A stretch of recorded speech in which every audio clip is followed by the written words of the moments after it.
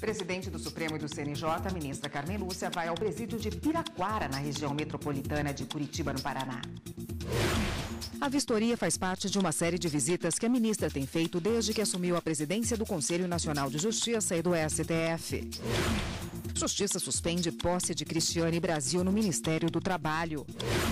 Aprovado o plano de recuperação judicial da Oi, que já havia sido aceito pela Assembleia de Credores da operadora. E como a legislação trata as agressões ocorridas dentro do ambiente escolar? Estas e outras notícias agora no Jornal da Justiça.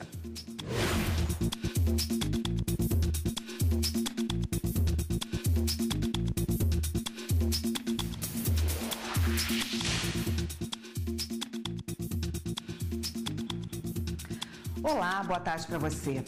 A presidente do Supremo Tribunal Federal e do Conselho Nacional de Justiça, a ministra Carmen Lúcia, está em Curitiba, no Paraná, onde fez uma visita ao presídio de Piraquara. Essa visita faz parte de uma série de vistorias que ela tem feito desde que assumiu a presidência do STF e do Conselho Nacional de Justiça. Ontem, a ministra esteve em Goiás para acompanhar de perto a situação no presídio de Aparecida de Goiânia, em que 3 rebeliões ocorreram no início deste ano. Em apenas um dos motins, 9 presos morreram e outros 14 ficaram feridos. Outras informações sobre a visita da ministra ao presídio de Piraquara, hoje você acompanha ainda nesta edição. O Superior Tribunal de Justiça mantém prisão preventiva de homem acusado de tráfico de drogas e a associação ao tráfico no Rio Grande do Sul. Elivelton Araújo da Rosa foi preso preventivamente há 2 anos durante a Operação Clivium, uma das maiores realizadas pela Polícia Civil do Rio Grande do Sul. Na época, a ação desmantelou uma quadrilha que atuava nas cidades de Porto Alegre, Cachoeirinha, Gravataí e Sapucaia do Sul. Os envolvidos são acusados de crimes como tráfico de drogas, homicídios, sequestro, lavagem de dinheiro e corrupção de menores. Ao julgar o habeas corpus de alguns acusados, o Tribunal de Justiça do Rio Grande do Sul determinou o relaxamento da prisão provisória dos investigados na operação, incluindo Elivelton. O Ministério Público Estadual recorreu e o Tribunal de Justiça do Rio Grande do Sul restabeleceu as prisões. A defesa então pediu a revogação da prisão cautelar, mas teve o pedido indeferido. No STJ, a presidente da Corte, ministra Laurita Vaz, considerou a gravidade dos crimes dos quais o réu é acusado e destacou ainda a suspeita de que ele e os demais integrantes da quadrilha também são acusados de planejar o assassinato da magistrada que decretou as prisões cautelares de policiais e seus familiares. Diante disso, a presidente da Corte decidiu manter a prisão para a garantia da ordem pública. O mérito do habeas corpus será julgado pela 6ª turma sob a relatoria do ministro Rogério Schietti Cruz. A Justiça Federal, no Rio de Janeiro, suspendeu a posse da deputada federal Cristiane Brasil como ministra do Trabalho. A decisão liminar é do juiz Leonardo da Costa Couceiro, da 4ª Vara Federal Criminal de Niterói. A repórter Carolina Chaves, ao vivo, tem as informações para a gente. Boa tarde, Carolina. Boa tarde, Érica. Boa tarde a todos. Olha, o pedido de suspensão foi feito por meio de uma ação popular, depois de vir à tona a informação de que Cristiane Brasil foi condenada a pagar indenização trabalhista a 2 ex-motoristas. Além de suspender a posse, o juiz ainda determinou uma multa de R$500 mil em caso de descumprimento da decisão. O magistrado suspendeu a posse de Cristiane por causa da gravidade dos fatos e que também a nomeação dela fere a moralidade administrativa, desrespeitando a Constituição Federal. A Advocacia Geral da União já recorreu dessa decisão para manter a posse de Cristiane Brasil como ministra do Trabalho. Essa decisão, Érica, cabe ao Tribunal Regional Federal da 2ª Região, com sede no Rio de Janeiro. Érica. Obrigada, Carolina. A Justiça do Rio de Janeiro aprovou o plano de recuperação judicial da Oi, aceito pela Assembleia de Credores da operadora. Embora tenha dado sinal verde para a aplicação do plano, o juiz responsável pelo processo aprovou os termos da reestruturação com algumas ressalvas. Na sentença, o juiz destacou ainda que cabe ao presidente do Conselho de Administração da Oi dar imediato e efetivo cumprimento ao plano aprovado, tão logo homologado, assegurando as condições provisórias de governança corporativa e conversão da dívida em ações conforme manifestação soberana dos credores. Esse é o maior processo de recuperação judicial da história da América Latina. Foram 18 meses até a formalização do plano. O Tribunal Superior do Trabalho afastou a responsabilidade de uma empresa de logística de pagar verbas trabalhistas a uma operadora de caixa contratada por uma microempresa de serviços. A repórter Gisele Mourão tem os detalhes para a gente. Boa tarde, Gisele. Boa tarde, Érica. Boa tarde a todos. A operadora de caixa argumentou que prestava serviços exclusivamente no restaurante localizado no terminal da empresa ferroviária e que ela se beneficiava diretamente do seu serviço. E por isso, ela também deveria ser responsabilizada pelo não pagamento das verbas trabalhistas. O TRT de Mato Grosso condenou subsidiariamente a empresa ferroviária, mas a decisão foi reformada na segunda turma do Tribunal Superior do Trabalho. De acordo com os ministros, a jurisprudência do tribunal é no sentido de que nos casos de contratos de fornecimento de alimentação que não fazem parte da atividade principal da empresa contratante, não pode haver responsabilidade subsidiária, porque no caso a empresa não é considerada tomadora dos serviços da trabalhadora.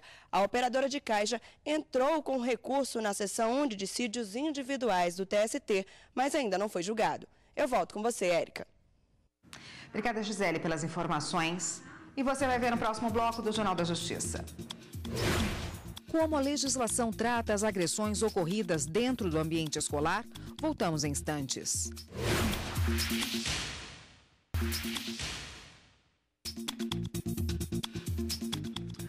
Uma pesquisa feita pelo Ministério da Educação com mais de 200 mil professores revela que mais da metade já sofreram agressão em sala de aula. E os docentes apontam que a falta de estrutura familiar e de apoio do governo agravam a situação. Esta professora passou por duas situações dentro da escola que espera não viver mais. Foi agredida por uma aluna em sala de aula e um pai a agrediu verbalmente porque o filho se machucou enquanto brincava com os colegas. Nós, de uma forma geral, somos agredidos, independente de ser fisicamente, verbalmente, nós somos agredidos porque nós recebemos crianças hoje, crianças, adolescentes, num contexto muito preocupante.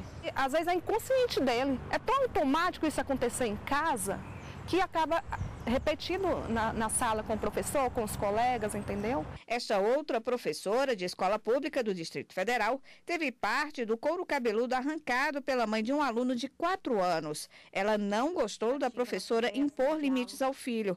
A justiça condenou a mãe a 20 horas de serviço voluntário. Está faltando respeito entre as pessoas.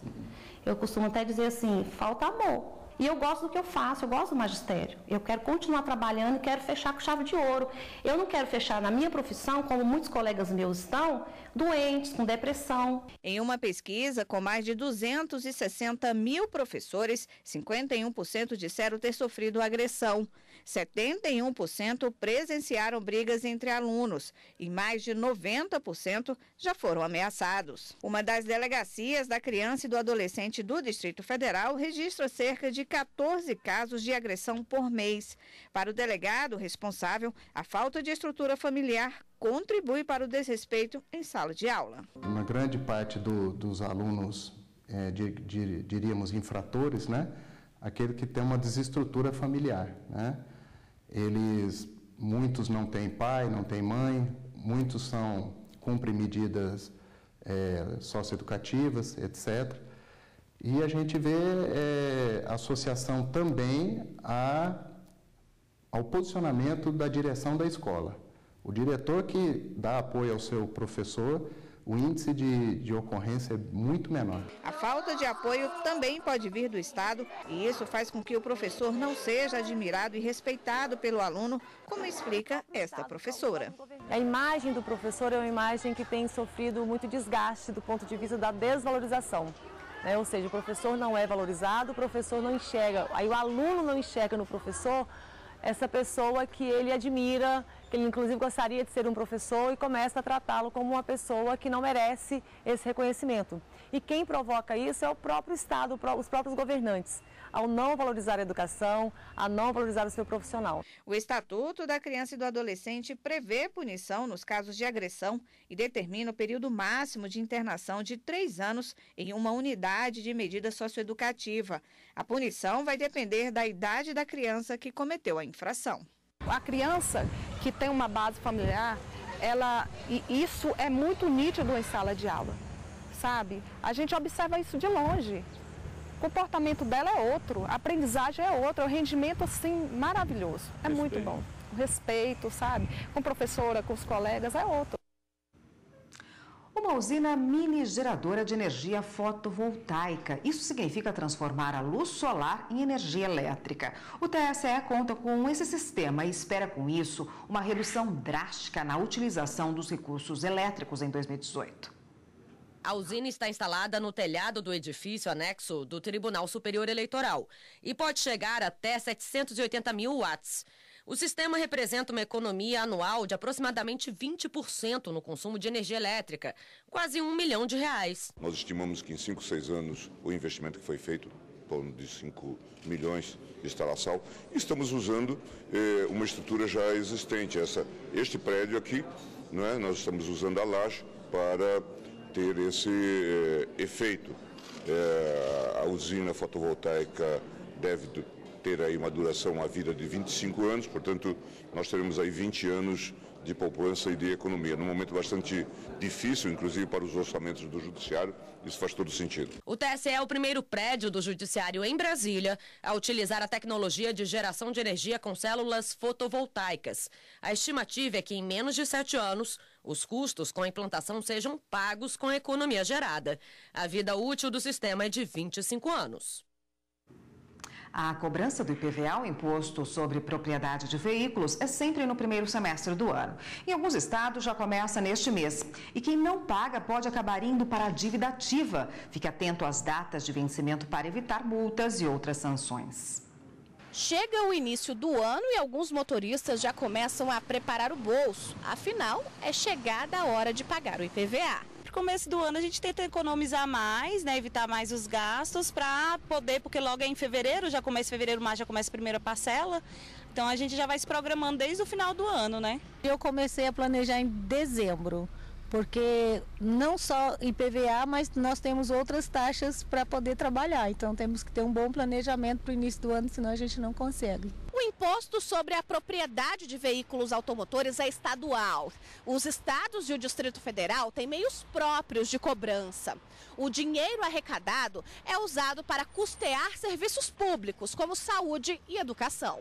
O IPVA, a arrecadação do IPVA vai para os cofres do governo e aí é utilizado para todos os gastos gerais do governo, né? Com educação, saúde, gastos, pagamento de servidores e tudo, então vai para o cofre e aí o governo faz a destinação devida. Em São Paulo, a cobrança vai começar este mês. No Rio de Janeiro também. Já no Distrito Federal e no Ceará, as parcelas vencem em fevereiro. A quantidade de parcelas também é definida pelas secretarias de Fazenda.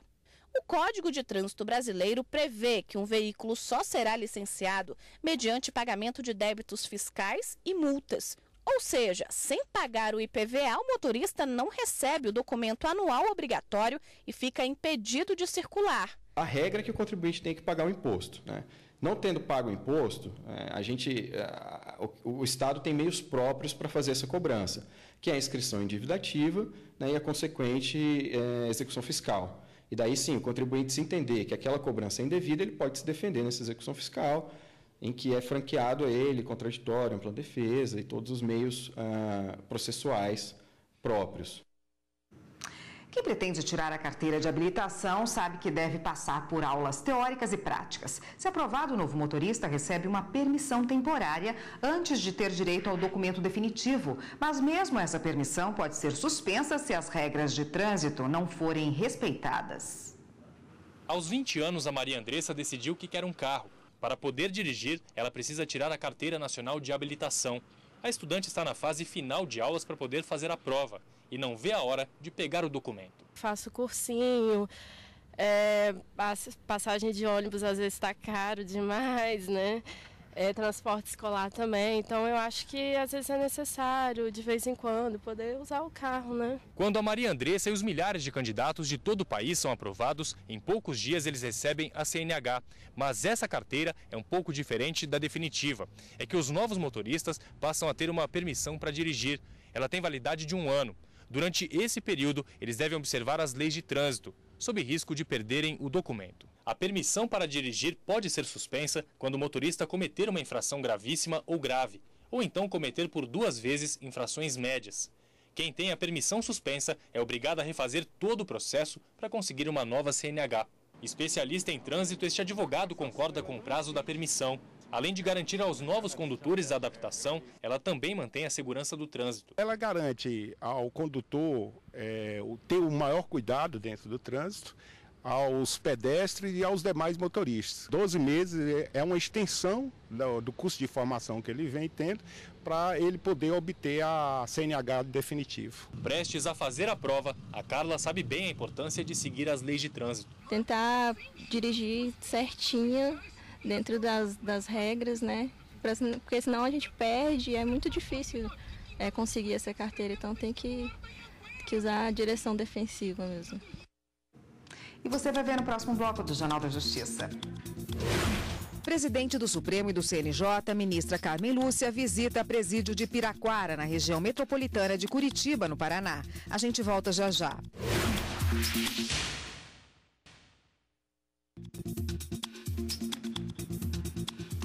A presidente do Supremo Tribunal Federal, ministra Carmen Lúcia, visitou hoje o maior complexo prisional do Paraná. É a 15ª inspeção que a ministra faz em presídios do país desde que assumiu o STF e o CNJ. A ministra conheceu 2 das 8 unidades do complexo prisional de Piraquara. No total, são 8.200 presos para 8.000 vagas, um déficit considerado relativamente pequeno na comparação com outros estados. Na unidade de custódia, por exemplo, sobram lugares. Aqui ficam os presos provisórios que aguardam a sentença judicial. O presidente do Tribunal de Justiça do Paraná e a direção do presídio acompanharam a ministra. Eles afirmam que o complexo não sofre rebeliões desde 2010. E durante a visita, a ministra Carmen Lúcia falou sobre a necessidade da preservação dos direitos dos presos no país. No sentido sempre da atenção da sociedade, no caso do Paraná de uma forma muito incisiva, com o conselho da comunidade, atuando junto com o Estado para tentar propor soluções novas para um problema que é gravíssimo da condição dos presos e especificamente da condição dos direitos dos presos. Pesquisadores da Universidade Federal de Minas Gerais estão desenvolvendo uma vacina para combater o vício em crack e cocaína. As primeiras doses serão testadas em animais. O objetivo da pesquisa é diminuir o número de dependentes químicos de cocaína e crack, hoje estimado em 1% da população brasileira, ou seja, cerca de 2 milhões de pessoas. Para isso, os pesquisadores querem que a vacina estimule o organismo a criar anticorpos contra as principais substâncias do crack e da cocaína. Dessa forma, as drogas passariam a não produzir o efeito desejado no cérebro do dependente químico. A meta é fazer com que os usuários abandonem o vício de forma gradativa. Hoje, no Brasil, a gente tem uma prevalência de dependência de cocaína que gira em torno de 1% da população. Então, é uma doença que precisa de novos tratamentos. A vacina antidependência, ou vacina antidependência, no nosso caso, a cocaína, né? É um tratamento imunobiológico que é utilizado para induzir a produção de anticorpos contra a droga em questão, né, pelo próprio corpo, né? Então, uma vez que a pessoa recebe a vacina, o corpo dele produz anticorpos, esses anticorpos bloqueiam a passagem da droga dentro do cérebro, né? E isso a droga não consegue agir. No longo prazo, a pessoa não tendo o efeito da droga, ele tende a abandonar o uso daquela droga. Além de livrar os usuários do vício, a pesquisa quer garantir proteção aos fetos, já que é grande o número de mulheres grávidas que continuam usando crack e cocaína. Os pesquisadores querem que eles fiquem isolados das substâncias químicas durante a gestação. O processo de desenvolvimento e testes por meio de reação química já foram feitos. O próximo passo é fazer testes em camundongos, macacos e, por último, em humanos. A previsão é de que entre 2 e 5 anos as primeiras doses comecem a ser produzidas. Todo produto medicamentoso, ele tem que ter o seu registro junto à Anvisa, né, Agência Nacional de Vigilância Sanitária. Então, assim que o medicamento estiver apto à comercialização, ele vai ter o seu registro junto à Agência Nacional de Vigilância Sanitária e aí poderá sim ser comercializado livremente no mercado. O Banco de Sementes da empresa brasileira de pesquisa agropecuária, Embrapa, reúne mais de 124 mil amostras de 765 espécies diferentes. É o maior da América Latina e o terceiro do mundo. Elas são separadas uma a uma, testadas, contadas e embaladas. Dentro da estufa estão catalogadas e podem durar por muitos anos. As sementes estão prontas para germinar sempre que necessário. Esse estoque todo faz parte do Banco de Sementes da Embrapa, a empresa brasileira de pesquisa agropecuária, o maior da América Latina. O terceiro maior do mundo, com mais de 124 mil amostras de 765 espécies diferentes. A gente pode produzir materiais mais produtivos, mais resistentes a doenças, com qualidade nutricional superior ao que a gente tem hoje, além de poder diversificar o número de espécies que são utilizadas pela população. As sementes são depositadas em câmaras frias a 20 graus abaixo de zero, onde podem permanecer por até 100 anos. Só de arroz, o banco de semente possui mais de 15 mil espécies, de feijão, 12 mil e trigo, quase 5.500. Em 2003, a legislação avançou no que diz respeito a esse assunto. A Lei 10.771 instituiu o Sistema Nacional de Sementes e Mudas. O objetivo é garantir a qualidade da reprodução do material e a comercialização dele em todo o país. Agora passou a ser possível a certificação através do Ministério da Agricultura, mas iniciativa privada também, certificadores privados foi ampliado esse leque para agricultores também fazerem essa certificação. O comércio aproveita este início de ano para fazer liquidações e manter o mercado de vendas aquecido. Mas os consumidores devem ficar atentos na hora de levar produtos em promoção ou de mostruário. As vitrines estão coloridas. São descontos de 50%, 70% e até 80%. Tudo para atrair o olhar dos consumidores e manter o ritmo das vendas do fim de ano. Normalmente eu prefiro esperar o período de promoção do que comprar no pico das compras. O preço está bem mais em conta, né? Cai o preço e a gente tem que aproveitar agora. Não antes, aproveitar depois das festas. Os preços caíram muito. Acho que muita coisa não vendeu, a galera está fazendo promoção e está valendo a pena. Alguns clientes levam produtos do mostruário e pagam bem menos, mas nem todos estão atentos às condições que oferecem desconto.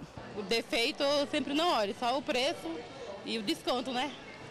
Só isso. Tem uns que não dá nem para disfarçar, mas tem outros que está em conta e eu acho que vale a pena. Quando um produto comprado não agradou, é comum acontecer a troca consensual, desde que o item não seja de mostruário ou promoção.